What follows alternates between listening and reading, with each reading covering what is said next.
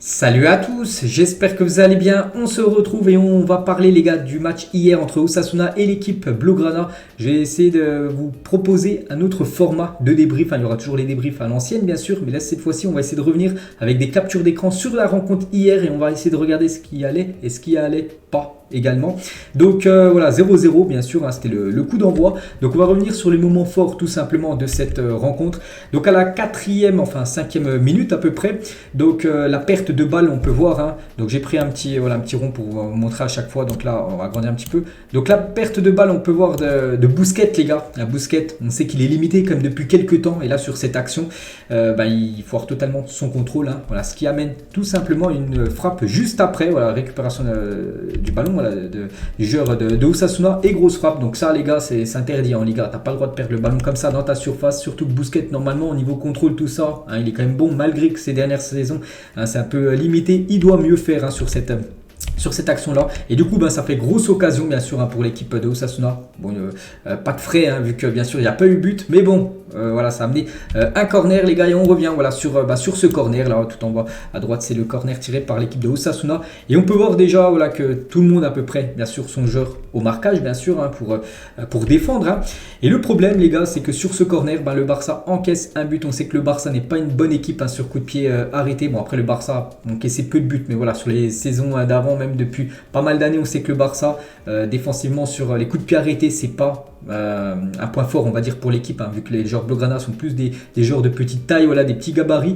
Et hier voilà, ils ont du coup pris un but peut-être à cause de ça. Bon après sur cette action, hein, bien sûr voilà, sur ce but, comment l'arbitre ne peut pas siffler faute, hein, sur Marcos Alonso. Donc quelques photos. Donc là c'est par exemple quand le corner il est tiré sur notre point de vue. Donc on peut voir par exemple Marcos Asensio qui est juste ici. On peut voir là je crois c'est Christensen. Bon voilà, ils sont bien au marquage. Et là on peut voir Busquets. Le buteur les gars ça va être lui, hein, le buteur. Donc surtout ce qui se passe avant, il faut regarder là sur Marcos Alonso les gars, c'est que le joueur là, ce joueur là que je connais pas, enfin je sais plus qui c'est, il rentre en gros sur Marcos Alonso. Donc dès qu'il y a ça normalement il y a faute directement, hein, voilà. Même si tu marques après, le but doit être refusé. Le problème c'est que l'arbitre n'a rien refusé du tout et il a donné but à l'équipe de Osasuna. Donc ça c'est un gros point d'interrogation, voilà, parce qu'on peut voir quand même qu'il lui a mis quasiment un plaquage, hein, comme au rugby les gars, mais là c'est du football, hein, on n'est pas au rugby et ça normalement ça doit être sifflé de faute, enfin sur une faute, hein, malgré que c'est pas lui en gros qui marque, hein. Voilà, c'est un de ses coéquipiers, ça amène un but. Donc normalement il y a faute avant. Et bien sûr souvent les gars les arbitres sifflent, hein, à part l'arbitre Manzano, l'arbitre de la partie hier. Donc voilà, sur le but, donc là on a parlé de ça, que normalement là il n'y aurait pas dû avoir but. Et on peut voir par exemple que, Busquets, hein, voilà, qui est un peu au marquage, hein, voilà, au marquage de ce genre-là. Bon, au marquage un petit peu moyen quand même, hein, parce que normalement il doit plus le prendre, il doit être plus au contact bien sûr, hein, de ce genre de Osasuna. Et du coup, voilà, le genre de Osasuna, mais un petit appui l'autre côté bien sûr de Busquets. Et du coup, ça fait but. On peut voir que la Busquets battu, hein, les gars, sur cette action. Et ça fait un 0. Voilà, Busquets les gars doit être plus près au marquage tout simplement, parce que voilà, ça cause des buts. On a déjà pu voir tout à l'heure, hein, avec son contrôle, hein, ça a amené quasiment une occasion bien sûr pour l'équipe de Osasuna. Puis là voilà, c'est lui au marquage qui ne prend pas tout simplement ce joueur. Mais juste avant les gars, par exemple là, hein, c'est faute, hein, c'est faute. Normalement le but n'aurait pas dû être valable, mais bon, l'arbitre de la partie hier a 10 buts. Donc voilà. On va revenir aussi sur le moment fort. Enfin, un moment fort, c'est un moment fort du match, hein, parce que c'est quelque chose où le Barça a été pénalisé. La double carton jaune, c'est Robert Lewandowski, les gars. Donc, ça à la 30e minute. On peut voir la ballon. Je sais pas ce qui envoie le ballon en l'air. Et Lewandowski au contact avec son joueur, là, juste là. Et le ballon qui est juste ici, on peut le voir, hein. Donc, Lewandowski, hein, j'ai regardé pas mal de fois le ralenti. Vraiment, il regarde pas du tout le ballon. Vraiment, il regarde l'adversaire, on a l'impression qu'il le regarde vraiment pour faire mal, hein.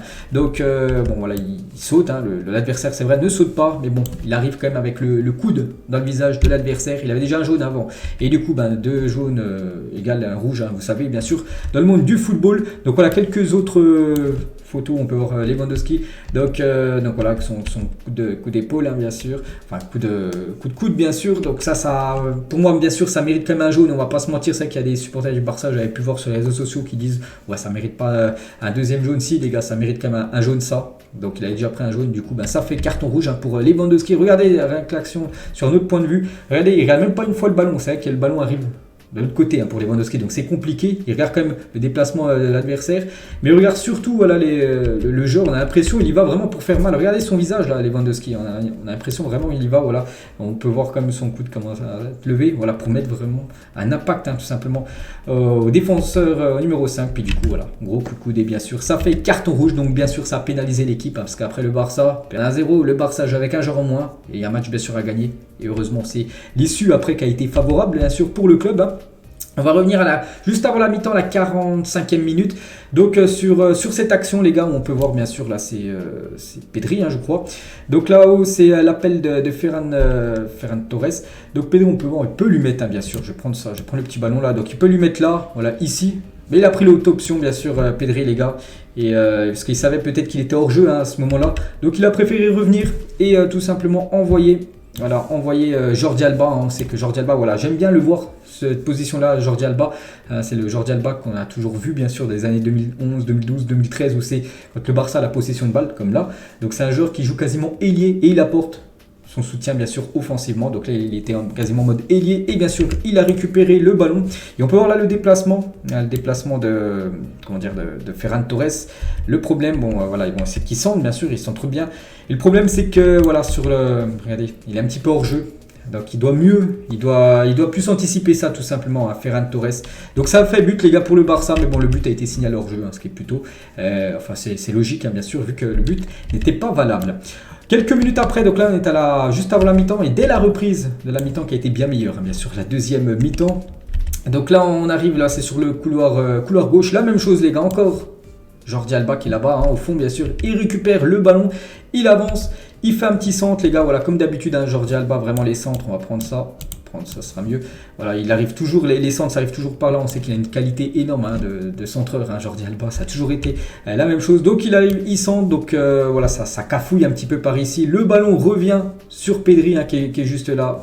Et du coup, Pedri, les gars, magnifique but, bien sûr, de Pedri. Donc regardez, on a l'impression qu'il aurait pu.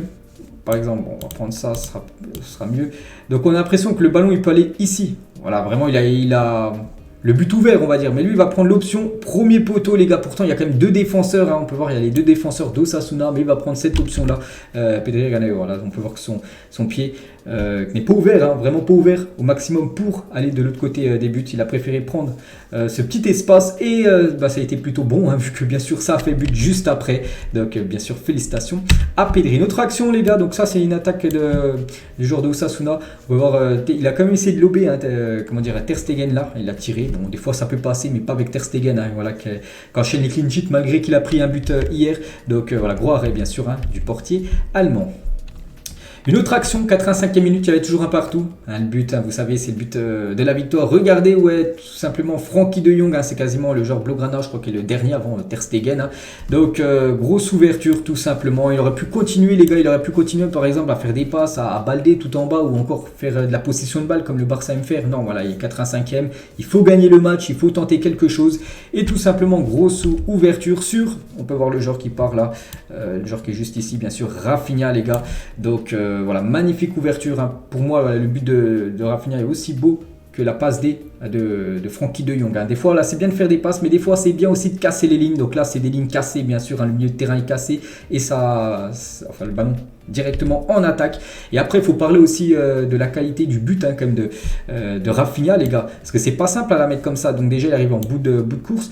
Il aurait pu essayer de la contrôler. Après, c'est compliqué là, à contrôler un ballon comme ça parce qu'il arrive quand même fort. Il y a les attaquants qui sont juste derrière. S'il force son contrôle, le gardien peut être directement dessus. Donc il a préféré prendre l'option de la tête. Pourtant, c'est pas genre réputé à marquer des buts de la tête. Il a pris l'option de la tête. Et ça a été plutôt bon vu qu'il a lobé quand même le gardien qui a un petit peu avancé. On peut voir le gardien. Il a un petit peu avancé. Je sais pas, il y a peut-être 4 mètres à peu près, et du coup il a réussi à lober un but un peu à la Robin van Persie il y a quelques années, un magnifique but bien sûr de Rafinha qui n'était pas hors jeu, les gars.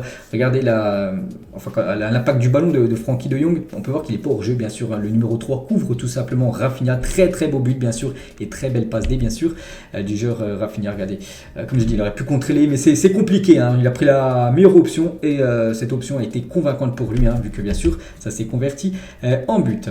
En toute fin de match, les gars, grosse occasion aussi pour l'équipe de Osasuna. Le Barça s'est fait très très peur. Le Barça joue toujours avec un joueur en moins. Il y a eu beaucoup d'efforts fournis. Là, c'est le on peut voir que Baldé n'est pas au contact sur le numéro 11 qui avait pris ce couloir gauche. Et du coup, cafouillage, on va dire, Gavi, il la remet dans les pieds, enfin Gavi dégage, parce qu'en extrémiste, puis ça revient dans les pieds de ce joueur tout simplement, je sais pas c'est lequel le numéro, voilà, qui est juste là, le joueur derrière moi, bref. Donc là, une bonne option quand même pour marquer les gars, ce joueur là, tu vois, il peut tirer là, bon c'est compliqué, voilà, t'es en match et tout, il y a le stress et tout, il a pris l'option de tirer tout simplement, et c'est ce numéro 2 les gars qui dégage le ballon, parce que sinon ça aurait fait but, voilà, sinon le ballon, hop, ça a fait comme ça aurait fait but, mais le numéro 2 qui est là les gars, il a réussi, enfin c'est pas qu'il a réussi malheureusement pour lui, mais il a dévié le ballon, et du coup c'est parti directement, en 6 mètres, et du coup c'était la fin du match les gars, bon Gil Manzano, qui n'a pas été, qui n'aime pas trop le Barça, ça on le sait, voilà, qui sifflait bien sûr cette fin de match les gars, et du coup les statistiques bien sûr de cette rencontre, donc le Barça on sait ils ont été dominés, voilà, avec moins de tirs, mais bon les tirs cadrés, 3 tirs cadrés de deux équipes, un Barça efficace, c'est ça qu'on aime voir, 3 tirs cadrés, 2 buts pour les Blaugrana, et ce qui est la très bonne opération au classement, c'est que le Barça est leader maintenant, il y a avec 5 points sur le Real Madrid, qui met une grosse pression sur le Real, qui jouera demain contre Cadix, donc voilà, avant cette Coupe du Monde sur le Barça, sera en première position, et le début de saison, il faut quand même souligner qu'il est très très bon, 14 matchs, 12 victoires, 1 nul, 1 défaite, 33 buts marqués, c'est la meilleure attaque, 5 buts encaissés, c'est la meilleure défense, c'est le meilleur buteur de la Liga du côté du Barça, Lewandowski.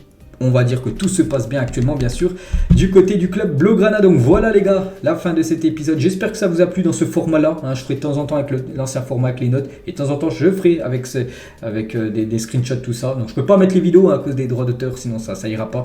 Donc voilà, il y a une petite info concernant le Barça. On se retrouve tout à l'heure les gars, concernant avec beaucoup d'infos, bien sûr, concernant cette rencontre et aussi sur l'actualité du Barça. Et moi je vous laisse, bonne journée à vous et à tout à l'heure.